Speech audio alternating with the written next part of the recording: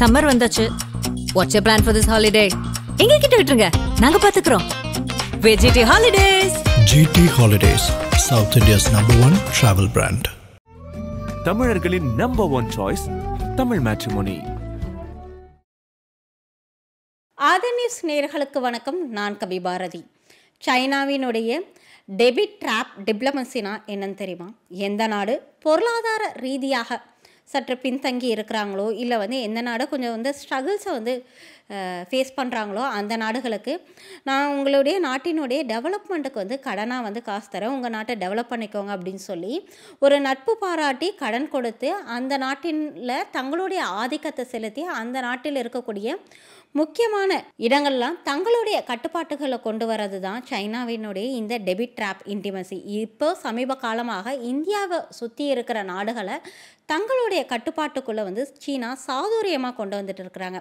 இதெல்லாம் எப்படி நடக்குது, எப்படி சீனா கடன் கொடுத்து மற்ற நாடுகளை தங்களுடைய கட்டுப்பாட்டில் கொண்டு வராங்க அப்படிங்கிறத விரிவாக பார்க்கலாம் இந்த காணொலியில்.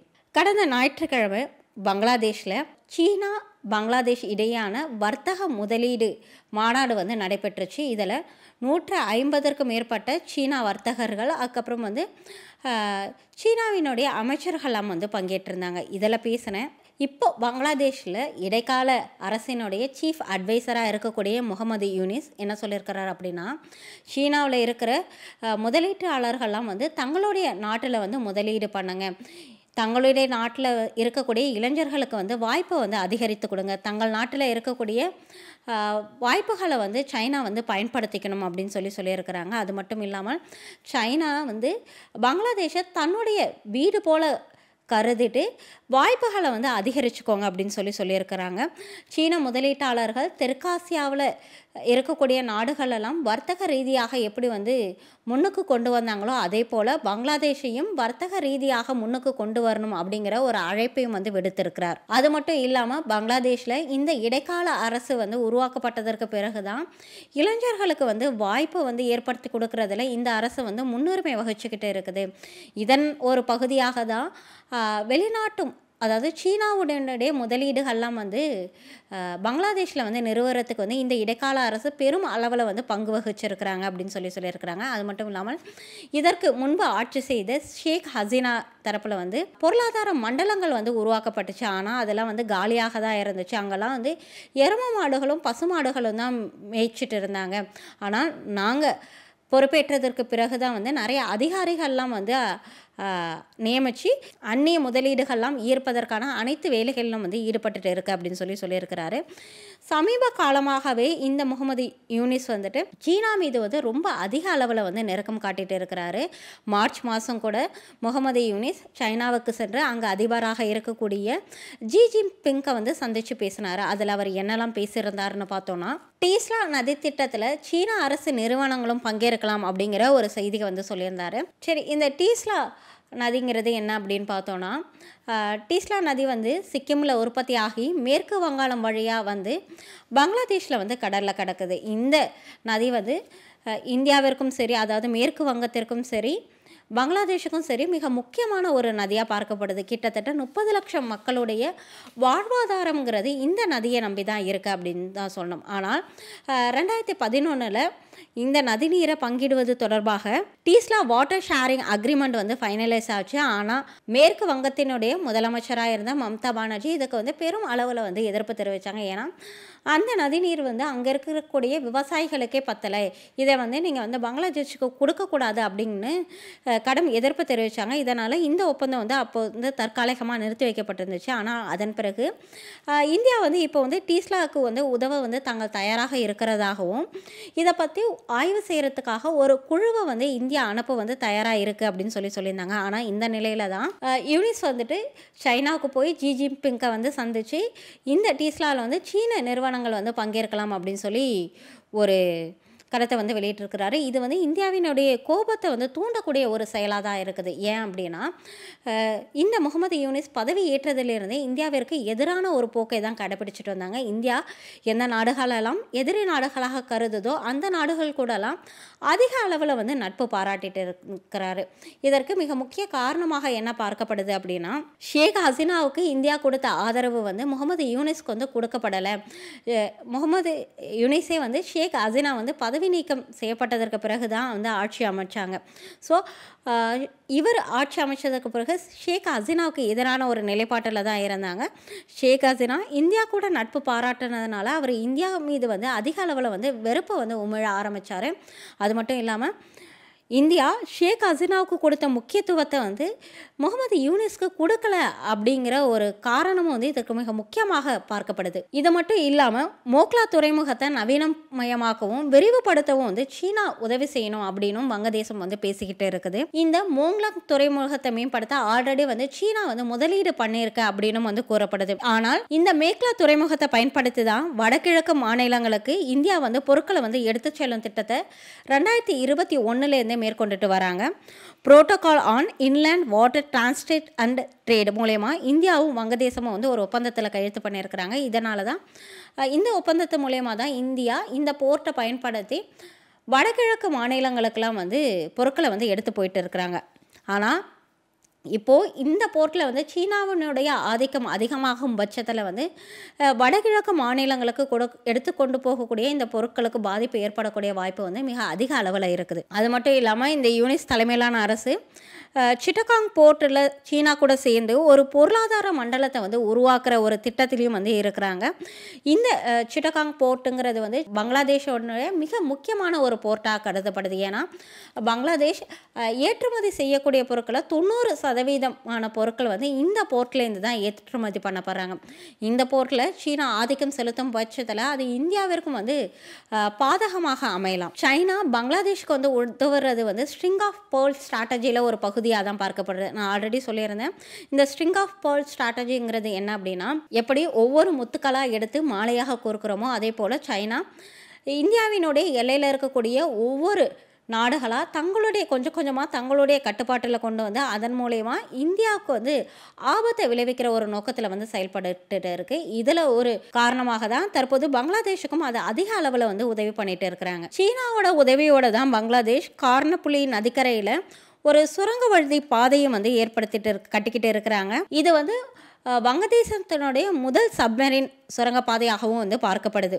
முகமது யூனிஸ் சைனாவுக்கு போயிருந்தப்போ சைனாவுடைய பெல்ட் அண்ட் ரோடு, அதாவது உலக நாடுகளை ஒரு பாதையில் வந்து கட்டமைக்கக்கூடிய சைனாவுடைய பெல்ட் அண்ட் ரோடு திட்டத்துக்கும் தன்னுடைய ஆதரவு வந்து தெரிவித்ததாக வந்து கூறப்படுது. இப்போது விஷயம் என்ன அப்படின்னு பார்த்தோன்னா, இந்த ஷேக் ஹசீனா பதவி விலகினதற்கு பிறகு இந்த இடைக்கால அரசு வந்து அமைக்கப்பட்டுச்சு. இதோட முக்கிய நோக்கமாக என்ன இருந்துச்சுன்னா, பங்களாதேஷில் நிலவக்கூடிய அசாதாரண சூழ்நிலையை சரி செஞ்சு ஒரு தேர்தலை வந்து ஏற்படுத்தி அதன் மூலயமா ஒரு ஆட்சியை வந்து தேர்ந்தெடுக்கப்படணும். இதுதான் இடைக்கால அரசினுடைய ஒரு முக்கிய நோக்கமாக பார்க்கப்பட்டுச்சு. ஆனால் இப்போது இருக்கக்கூடிய அந்த சீஃப் அட்வைசராக இருக்கக்கூடிய முகமது யூனிஸ் என்ன பண்ணுறாரு அப்படின்னா, தன்னையே ஒரு சர்வ அதிகாரி போல் நினைத்து கொண்டு எலெக்ஷன் விஷயத்தில் வந்து கவனம் செலுத்தாமல் அந்நிய முதலீடுகளை எடுக்கிறது, இந்தியாவிற்கு எதிரான நாடுகள் கூடலாம் நட்பு பாராட்டுறது, தன்னை வந்து ஒரு மிகப்பெரிய ஆளுமையாக நிரூபிச்சுக்கணும் அப்படிங்கிற ஒரு போக்கில் தான் வந்து தொடர்ந்து செயல்பட்டுட்டு இருக்கிறாரு.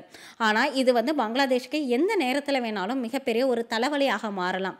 எதனால் அப்படி சொல்கிறேன்னா, சீனா யாருக்குமே எதையுமே இலவசமாக கொடுக்க மாட்டாங்க, மானியமாகவும் கொடுக்க மாட்டாங்க. சீனா பல நாடுகளுக்கு வந்து கடனாக வந்து ஒரு தொகையை கொடுக்கும். உங்கள் நாட்டுடைய டெவலப்மெண்ட்டுக்கு வந்து இதை யூஸ் பண்ணிக்கோங்க அப்படின்னு சொல்லும். ஆனால் பிற்காலத்தில் வந்து அந்த கடனை வந்து அந்த நாட்டினால் கட்ட முடியல அப்படின்னா அந்த நாட்டில் இருக்கக்கூடிய துறைமுகத்தையோ விமான நிலையத்தையோ தன்னோட கட்டுப்பாட்டில் வந்து கொண்டு வந்துடும். இதுதான் கடந்த காலங்கள்லாம் வந்து சீனா வந்து பண்ணக்கூடிய ஒரு மிகப்பெரிய ஸ்ட்ராட்டஜியாக இருந்துச்சு. இதற்கு வந்து நிறைய உதாரணங்களும் இருக்குது. அது என்னென்னு ஒவ்வொன்றா பார்க்கலாம். 2008 நம்மளுடைய அருகாமையில் இருக்கக்கூடிய ஸ்ரீலங்காவில் ஹேமட்டோட்டாங்கிற ஒரு போர்ட்டை வந்து கட்டலான்னு இலங்கை வந்து முடிவு பண்ணியிருந்தாங்க. ஆனால் அப்போ வந்து இலங்கைக்கிட்ட அந்தளவுக்கு வந்து பொருளாதார வசதி இல்லை. சைனா அப்போது வந்து நாங்கள் வந்து பணம் தரோம், உங்களுக்கு எதுக்கு பயம் அப்படின்னு சொல்லிட்டு 1.3 பில்லியன் அளவுக்கு வந்து பணத்தை கொடுத்து அந்த போர்ட்டை வந்து கட்ட வச்சாங்க. ஆனால் இலங்கையினால் 2017 வரைக்குமே அந்த கடனை வந்து திருப்பி கொடுக்க முடியல. ஏன்னா சைனா எப்போதுமே அதிக வட்டிக்கு தான் வந்து கடன் கொடுப்பாங்க.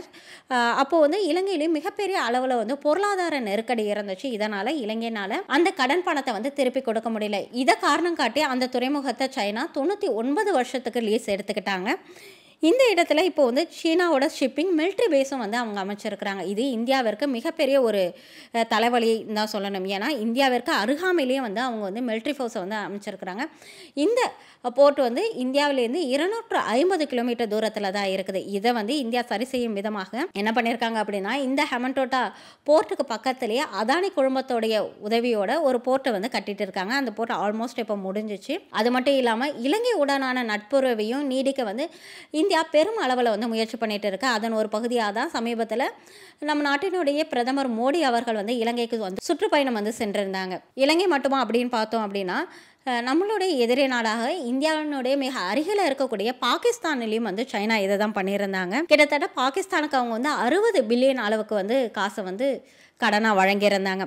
சிபிஇசி ப்ராஜெக்ட்டுங்கிற பேரில் கவுதார் போர்ட்டு, ரோடு, ரயில்வே போன்ற பல விஷயங்களை வந்து சைனா வந்து கட்டியிருந்தாங்க. ஆனால் இப்போ அந்த கவுடார் போர்ட்டையும் பாகிஸ்தானில் இருக்கிற பெரும் அளவிற்கான நிலப்பகுதியும் வந்து சைனாவுடைய கட்டுப்பாட்டில் தான் இருக்குது. இது எல்லாமே வந்து சைனாவுடைய ஒரு ஸ்ட்ராட்டஜியாக தான் பார்க்கப்படுறாங்க. ஜாம்பியாவில் கூட சீனா வந்து கடன் கொடுத்துருந்தாங்க. ஆனால் அந்த கடனை வந்து திருப்பி கொடுக்க முடியாததுனால ஜாம்பியாவில் இருக்கக்கூடிய மிகப்பெரிய விமான நிலையத்தை வந்து சைனா வந்து தங்களுடைய கட்டுப்பாட்டுக்குள்ளே வந்து கொண்டு வந்திருக்கிறாங்க. இந்தியாவுக்கு மிக அருகில் இருக்கக்கூடிய மாலத்தீவுலையும் சைனா இதை தான் பண்ணியிருந்தாங்க. மாலத்தீவு நம்ம எல்லாருக்குமே தெரியும், ஒரு டூரிசம் பேஸ் பண்ண ஒரு முக்கியமான ஒரு இடமாக தான் இருக்குது. 2013, 2018 காலகட்டத்தில் மாலத்தீவில் முன்னாள் அதிபராக இருந்த அப்துல்லா யமீன் சீனாவோட ரொம்ப நெருக்கத்தில் இருந்தாங்க. அப்போ வந்து மாலத்தீவில் நாங்கள் வந்து நிறைய ரோட்ஸ் போட்டு கொடுக்குறோம், மாலத்தீவை வந்து நாங்கள் வந்து டெவலப் பண்ணுறோம் அப்படின்னு சொல்லிட்டு கிட்டத்தட்ட 1.5 பில்லியன் அளவுக்கு வந்து சைனா வந்து பணம் கொடுத்தாங்க. ஆனால் இந்த கடனை மாலத்தீவ்ஸ்னால திருப்பி கொடுக்க முடியல. இதன் காரணமாக மாலத்தீவ்ஸில் இருக்கிற சில பகுதிகளை வந்து சைனா வந்து தங்களுடைய கட்டுப்பாட்டுக்குள்ளே கொண்டு வந்துட்டாங்க. அதே போல் தான் ஆப்பிரிக்காவில் இருக்கக்கூடிய ஜிபூட்டிங்கிறது சைனாவுக்கு வந்து மிக முக்கியமான ஒரு இடமாக வந்து பார்க்குது. ஏன்னா சைனாவுக்கு ஆப்பிரிக்கா கூட மிகப்பெரிய அளவில் வந்து பிஸ்னஸ் பண்ணிக்கிட்டு இருந்தாங்க.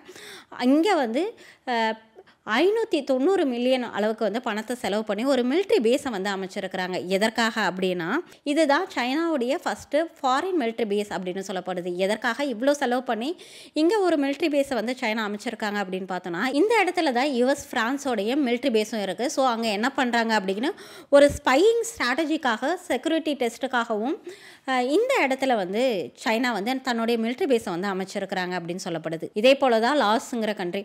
இந்த கண்ட்ரி சுற்றிலும் வந்து நிலத்தால் சூழப்பட்ட ஒரு லேண்ட்லாக்டு கண்ட்ரி. இந்த கண்ட்ரியில் வந்து 400 கிலோமீட்டர் அளவுக்கு வந்து ரயில்வே கட்டித்தரேன் அப்படின்னு சொல்லிட்டு 6 மில்லியன் மதிப்பில் கிட்டத்தட்ட இந்த இது கட்டினதில் 70% அளவுக்கு வந்து சைனா வந்து கடன் வந்து வழங்கியிருந்தாங்க. ஆனால் இதுக்கு வந்து அதிக வட்டிக்கு வந்து சைனா கொடுத்துருந்தாங்க. இந்த கடனை திருப்பி கொடுக்க முடியலங்கிற காரணத்தினால அங்கே இருக்கிற நிறைய நிலத்தை வந்து சைனா வந்து கையகப்படுத்திக்கிட்டாங்க. இதே ஸ்ட்ராட்டஜியோடு தான் அவங்க வந்து மலேசியாவிலையும் வந்து வந்தாங்க. மலேசியாவில் ECRLன்னு ஒரு ப்ராஜெக்ட் வந்து பெரிய ரயில்வே திட்டம் வந்து லான்ச் பண்ண வந்து பிளான் பண்ணாங்க. இதுக்காக 20 பில்லியன் அளவுக்கு வந்து சைனா வந்து கடன் கொடுக்க ரெடியாக இருந்தாங்க. ஆனால் அப்போ இருந்த மலேசியாவுடைய PM மகதீர் முகமது பவருக்கு வந்ததும் இதெல்லாம் எங்களுக்கு தேவையில்லை அப்படின்னு சொல்லிட்டு சைனாவுடைய இந்த திட்டத்தை வந்து அவங்க வந்து கேன்சல் பண்ணியிருந்தாங்க. இதன் மூலியமாலாம் என்ன தெரிய வருது அப்படின்னா, சைனா எந்த ஒரு நாட்டுக்கும் இலவசமாகவோ இல்லை வந்து மானியமாகவோ வந்து கடன்கள்லாம் வந்து கொடுக்க மாட்டாங்க. அந்த நாட்டுனால சைனாவுக்கு வந்து என்ன ஆதாயம், என்ன லாபம் அப்படிங்கிறத பார்த்து தான் கொடுப்பாங்க. அது மட்டும் இல்லாமல் சைனா கொடுக்கக்கூடிய கடன்லாம் எப்படி இருக்குன்னா, ஒரு நிபந்தனையோடு கொடுப்பாங்க. இப்போ எப்படி நம்ம ஒரு ஹவுசிங் லோன் வாங்கினா அது வந்து அந்த பர்பஸ்க்காக மட்டும்தான் யூஸ் பண்ணுறோமோ, அதே போல் அவங்க என்ன பர்பஸ் வந்து இதுக்கு தான் நீங்கள் வந்து இந்த பணத்தை யூஸ் பண்ணணும் அப்படின்னு சொல்லிட்டு தான் கொடுப்பாங்க. சில கண்ட்ரியில் அதுக்கான அவசியமே இல்லை அப்படின்னாலும் சைனா கொடுக்குற காசுக்காக அவங்க வந்து அதை ஏற்றுக்கிட்டு பண்ணிட்டு தான் ஆவாங்க. அதன் மூலயமா அவங்களுக்கு வந்து பெரு அளவில் வந்து எந்த ஒரு முன்னேற்றமும் இருக்காது. இதனால் அவங்களால கடனை வந்து திருப்பி கொடுக்க முடியாது. சைனா எப்போதுமே ஒரு ஸ்ட்ராட்டஜியை வந்து ப்ளே பண்ணும். எந்த நாடு பொருளாதார ரீதியாக வந்து கொஞ்சம் வீக்காக இருக்கிறாங்களோ அந்த நாட்டில் தான் அவங்க வந்து முன்னாடி டார்கெட் பண்ணுவாங்க. அந்த நாட்டை எப்படி தங்களுடைய கட்டுப்பாட்டுகளை கொண்டு வர்றது, அந்த நாட்டை பயன்படுத்தி அந்த நாட்டுடைய முக்கியமான துறைமுகத்தையோ இல்லை வந்து அந்த நாட்டில் இருக்கக்கூடிய விமான நிலையத்தையோ எப்படி வந்து தங்களுடைய கட்டுப்பாட்டில் கொண்டு வர்றது, இதை குறி வச்சு தான் சைனா எப்போதுமே கடன் கொடுக்கும். ஆனால் சைனாவுடைய இந்த ஸ்ட்ராட்டஜியை உணராத வங்கதேசம் இப்போ சைனா கிட்ட வந்து ரொம்ப அதிக அளவில் வந்து நட்பு பாராட்டுறாங்க. சைனாவுடைய முதலீடு வந்து தங்கள் நாட்டில் பண்ணுங்க, தங்களுடைய வீடாக வந்து சைனா சைனா வந்து இதை பார்க்கணும் அப்படின்னு சொல்லிட்டு முகமது யூனிஸ் வந்து செயல்பட்டுட்டு வராரு. இது வங்கதேசத்துக்கு மட்டும் இல்லாமல் இந்தியாவிற்கும் எப்போ வேணாலும் ஆபத்தாக மாறலாம். ஏன்னா ஆல்ரெடி சைனாவும் இப்போ இருக்கக்கூடிய அந்த முகமது யூனிஸும் வந்து வடகிழக்கு மாநிலங்களை வந்து இந்தியாவிலேருந்து பிரிச்சிடணும் அப்படிங்கிற குறிக்கோளோடு இருக்கிறாங்க. இங்கே இருக்கக்கூடிய, அதாவது வங்கதேசத்தில் இருக்கக்கூடிய துறைமுகத்தை வந்து சைனா கைப்பற்றினா அது இந்தியாவிற்கு எந்த நேரத்தில் வேணாலும் ஒரு பாதகமாக மாறலாம். இந்தியா இப்போ வரைக்கும் எதுக்காக வெயிட் பண்ணிக்கிட்டு இருக்காங்க அப்படின்னா, விரைவில் வந்து பங்களாதேஷில் வந்து எலெக்ஷன் நடத்தும். அந்த எலெக்ஷனில் தேர்ந்தெடுக்கப்பட்டவங்க இந்தியாவுக்கு வந்து சாதகமாக தான் இருப்பாங்க. அது மட்டும் இல்லாமல் அப்போது வந்து இந்தியா வந்து வங்கதேசத்துக்கு உடனான உறவை வந்து மீண்டும் பொறுப்பிச்சு மறுபடியும் இந்தியா வங்கதேசம் இடையான நட்பை வந்து வலுப்படுத்துறதுக்காக காத்துட்டு இருக்காங்க. அது மட்டும் இல்லாமல் இந்தியா தங்களுடைய எல்லைகளில் பாதுகாப்பை வந்து அதிகரிக்கவும் செஞ்சுட்டு இருக்கிறாங்க. இஸ்ரேல், ரஷ்யா போன்ற நாடுகள்கிட்ட இருந்தெல்லாம் போர் ஆயுதங்களையும் வந்து வாங்கி குவிச்சிட்டு இருக்கிறாங்க. இலங்கை, மாலத்தீவு, பாகிஸ்தான் வரிசையில் சைனா வங்கதேசத்தையும் தன்னுடைய கட்டுப்பாட்டுக்குள்ள எடுக்குமா? இந்தியா இதற்கு என்ன மாதிரியான நடவடிக்கையெல்லாம் மேற்கொள்ள போகுதுங்கிறத பொறுத்திருந்து பார்க்கலாம்.